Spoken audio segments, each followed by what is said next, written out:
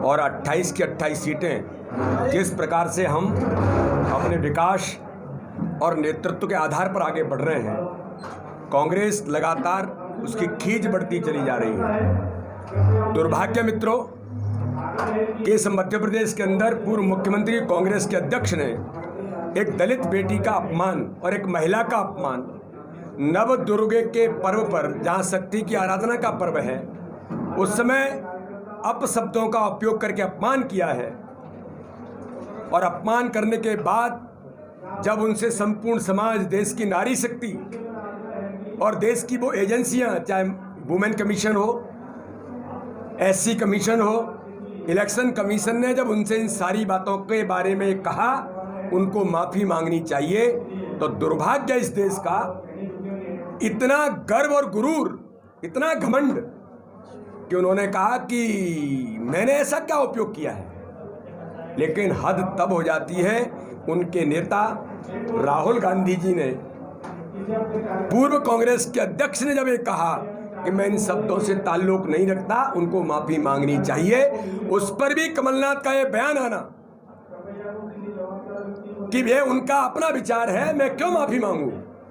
इतना बड़ा घमंड और गुरूर कमलनाथ का मैं आज मीडिया के मित्रों के माध्यम से कहना चाहता हूं, राहुल गांधी जी और कांग्रेस की अध्यक्ष सोनिया गांधी जी और प्रियंका जी, क्या आप अभी भी चुपचाप रहेंगे? इतना गुरूर और घमंड आपके नेता को है जिसने एक दलित बेटी का अपमान किया है। क्या आप कांग्रेस से बाहर कमलनाथ को निकालेंगे? ये मेरा प्रश्न कांग्रेस के नेतृत्व से है।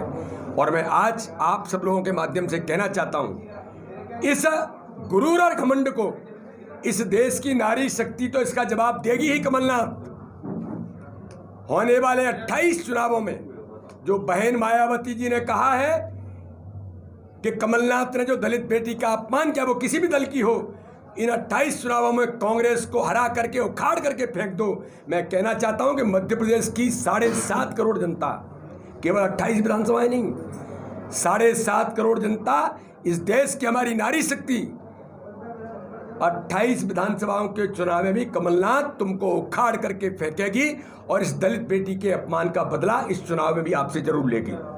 और जिस प्रकार से भारतीय जनता पार्टी की यात्रा इन चुनावों में बढ़ रही है, हम बूथ स्तर पर अपने बूथ को मजबूत करते हुए प्रत्येक बूथ पर चुनाव जीतने का संकल्प लेकर के भारतीय जनता पार्टी के कार्यकर्ता अथक मेहनत के साथ इस मध्य प्रदेश को बचाने के लिए, गरीबों के कल्याण के लिए, नौजवानों के हितों के लिए, माताओं बहनों के लिए, उन्होंने भी माफ़ी मांगी है। और मैंने कहा कि क्षमा याचना करिए अगर आपने इस प्रकार के शब्दों का उपयोग किया है। तो भाजपा कभी इस प्रकार की चीज़ों को अप्रिशिएट नहीं करती। बिल्कुल, मैंने तत्काल कहा, इमीडिएट, मीडिया के कहने से पहले हमने उनको माफ़ी मांगी। आप, ये गलत बात है। हम इस भाई आपके जनजातीय क्षेत्र में आप जो कहते हो, आप भाजपा के जिम्मेदार कार्यकर्ता हैं, आप नहीं बोल सकते। सर, उषा ठाकुर ने कल एक बयान दिया है कि मदरसों से आतंकवादी निकलते, इसमें आपका क्या कहना है? मदरसों से आतंकवादी निकलने के पीछे भावना ये है कि जिस प्रकार से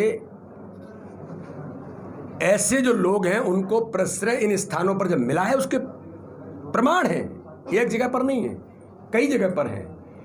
तो उनमें एक अच्छी शिक्षा मिलनी चाहिए। देश हित के लिए, लोगों के जीवन को ऊंचा बढ़ाने के लिए लोग तैयार हों, देश के लिए काम करें। लेकिन आप वहाँ इस प्रकार की केवल तबलीगी शिक्षा देंगे, इसके कारण से वो जिस प्रकार के लोग वहाँ से निकलते हैं उसके गंतव्य में उन्होंने कहा होगा। केवल ऐसा नहीं है कि सब जगह से ऐसा होता है, लेकिन कुछ जगह पर ऐसी चीज़ें हुई हैं, उसके आधार पर उन्होंने बोला है। सर ने जयचंद कहा, मोहनचंद शर्मा की शहादत हुई, पूरी देश की सरकार ने, पूरे मीडिया ने, आम जनमानस ने उस शहीद को सराहा कि इनकी शहादत हुई है। दिग्विजय सिंह ने प्रश्न खड़ा किया कि ये तो फर्जी एनकाउंटर है। भारत के सैनिकों के सर कलम होते हैं पाकिस्तान के सैनिकों के द्वारा। उसका जवाब देने के लिए हमारी सेना, हमारे नौजवान, इसी क्षेत्र के भी होंगे लोग, उसमें से जाकर के सर्जिकल स्ट्राइक करने जाते हैं और भारत के सैनिकों का बदला लेकर के आते हैं। पूरा देश जश्न में डूब जाता है, पूरा देश गर्वित होता है। और दिग्विजय सिंह कहते हैं कि इसका प्रूफ क्या है? धारा 370 जो इस देश में आतंकवाद का एक सबसे बड़ा माध्यम थी, उसके कारण से पाकिस्तान प्रेरित आतंकवाद देश के अंदर बढ़ता था। देश के प्रधानमंत्री और गृह मंत्री अमित शाह जी ने जो ऐतिहासिक निर्णय करके धारा 370 को समाप्त किया, मैं पूछना चाहता हूं, वो कहते हैं कि धारा 370 पुनः लागू होनी चाहिए। तो जयचंद नहीं है तो क्या है? ये जयचंद के जयचंद हैं। इसलिए मैंने कहा और मैं गर्व से कहता हूं और ताकत के साथ कहता हूं कि आज के जयचंद की भूमिका ही वो निभा रहे हैं, अगर इस प्रकार की भाषा बोलते हैं तो। सर सीडी दी है ना, पेन ड्राइव दिया है, उसमें से मैंने नहीं, आप लोगों ने ही किसानों को फोन पर बात की। आपका कर्जा माफ किया है, किसान उबल गए। कौन कहता है आप झूठ बोलते हैं? किसका कर्जा माफ हुआ, कहाँ हुआ?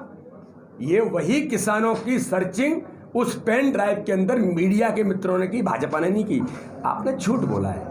अभी जयवर्धन तो मुझे जगदीश जी दिखा रहे हैं कि वो कह रहा है कि अब आगे 3 लाख के 4 लाख के भी कर्जे माफ करेंगे। देखिए ये अपराध है, अपराध है। झूठ बोल करके वोट को प्रलोभन देना ये अपराध है। हम इस प्रकार की चीज न हम कभी किसानों से करते न नौजवानों से करते।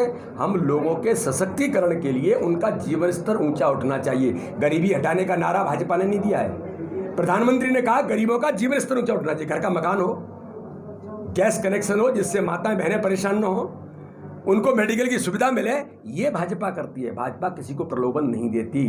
किसानों के लिए सड़क, बिजली, पानी, मंडी, ई मंडी, उनको एमएसपी मिले, सारी चीज़ें कैसे हों जिससे किसान की आय बढ़े, दोगुनी आय बने, जिससे भारत संपन्न बनेगा। हम किसी को प्रलोभन दे करके काम देश के अंदर नहीं करते। यह का चुनाव है, 28 की 28 विधानसभाएं, इन विधानसभाओं को जीतकर मध्य प्रदेश को बचाने का काम इस मध्य प्रदेश की जनता ही करेगी, भारतीय जनता पार्टी के नेतृत्व में। भाई साहब, जिस तरह से आप मान रहे हैं कि राहुल गांधी ने बोला है या कांग्रेस नेतृत्व ने बोला है कि इन्होंने गलत बोला है, उनके ऊपर एक्शन न लेने के पीछे क्या मजबूरी हो सकती है? वही मैं कहना चाहता हूं ना, राहुल गांधी जी आप इतने कमजोर हैं कि आपने कहा था कि कर्जा माफ नहीं करेंगे तो 10 दिन के अंदर मैं मुख्यमंत्री बदल दूंगा। आपने एक कदम नहीं उठाया।